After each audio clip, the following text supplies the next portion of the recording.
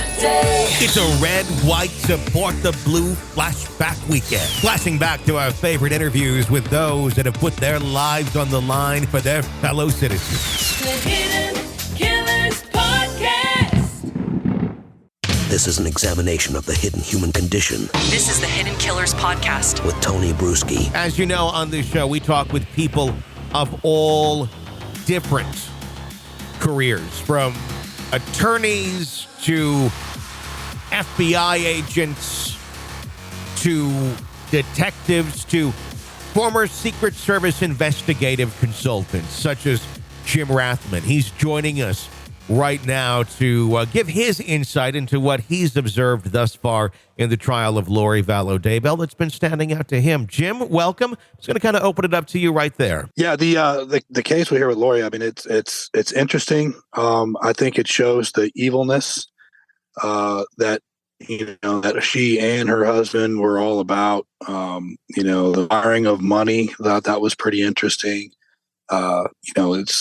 This case has had so many twists and turns in it, but it really shows. I mean, her son coming up or the playing of the jailhouse recording, where basically tells her, you tore my heart out with what happened to his siblings. So a lot of gut wrenching stuff to hear. Very tough, but it definitely shows what a sick woman she is.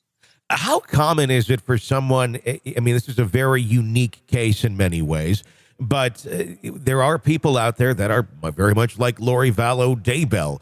How often have you seen it where a person, for an innocent person, if you will, because obviously she's innocent until proven guilty, to be so calm and collected in court in many ways? There's been times, obviously, where she didn't want to come back in, but other times, very heart-wrenching testimony and such. And the audio, I think, of Colby Ryan, her son, talking to her in jail, and her level of calm and there's nothing wrong. The demeanor was spooky in ways. The cackle laugh was spooky. Is this something that is seen in any sort of frequency out there with individuals acting as if nothing's wrong when something horrible has happened in front of them? Well, she's a sociopath, and you do run into but clearly she feels no pain. She has no remorse. She has no regrets for what she did. She feels and convinced in her own mind that what she did was the right thing, for her life.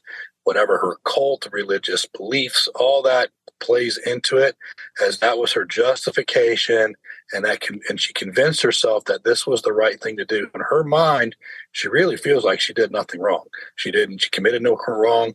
On the surface, of course, she knows that it's illegal, but in her mind, she did exactly what she wanted to do, intended to do, and she feels completely justified for her actions. And it's terribly sad, and she's a sociopath. I mean, she feels no pain, no remorse whatsoever.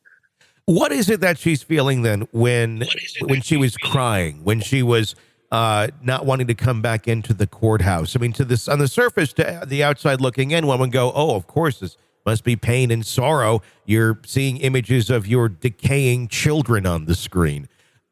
Is that what that was? Was that pain? Was that sorrow for those children, or was that something else?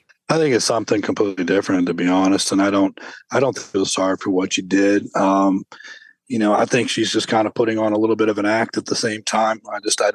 She's not credible in the least bit with the amount of what she did to ensure she wasn't caught for actions or anything like that. The long history of between the murders and everything else that she was trying to build a new life, the Hawaii, the planning, the execution of everything that she's done with this. I think what she's displaying in court was just to try to earn some sympathy from any of the grand jury members, because she really doesn't have a whole lot left to go on. And that's something that I'm looking at and wondering about a lot. Is this someone who is operating with the mindset of, I'm going to manipulate people this way, like literally, I know how to do this, I'm going to do it this way or that way? Or is this just how she operates? She doesn't even realize that she's manipulating someone when she does it, because it's such a second nature reaction and path that she's taken her entire life. Yeah, I actually think it's a combination, actually.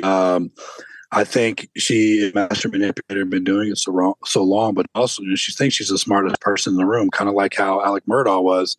They can twist things. I mean, I think her children were deceased for so long, and she's telling people lies about whereabouts or this constantly manipulating every single situation in her favor to try to make herself look like she's on the up and up, and she's done no wrong. So of course she's going to try to manipulate that the grand jury members or the grand jury, the jury. She's going to continue to manipulate anybody, the audience out there, anyone that she can, to try to pull them in on her side, play the sympathy card, and continue that same line of manipulation because she feels that she's going to be able to talk her way out of this, or you just got this completely and utterly wrong. And it's not going to work out well for her. People are not going to buy it. How much do you think what's come out thus far in the trial of Lori Vallow will be affecting the trial of Chad Daybell? Is there any points that stand out to you? I think everything's going to be used against him. I mean, Chad's got his own problems with the now. Chad have to explain why he was sitting there, wire transferring money to family members. There's various things that he was involved with and that he's done his own statements and his own actions that he's going to have to speak for. So what they're finding out in the Lori's case is going to be used against him in his own trial. I mean, they were in on it together. They knew what was going on. This is an examination of the hidden human condition This is the Hidden Killers Podcast. with Tony Brueski. Jim Rathman, former Secret Service investigative consultant, his website, jimrathmancompany.com. If you like the show, press subscribe wherever you're downloading podcasts so you don't miss any breaking updates and discussions on the cases we're following for you right here. My name is Tony Brueski. Stay with us.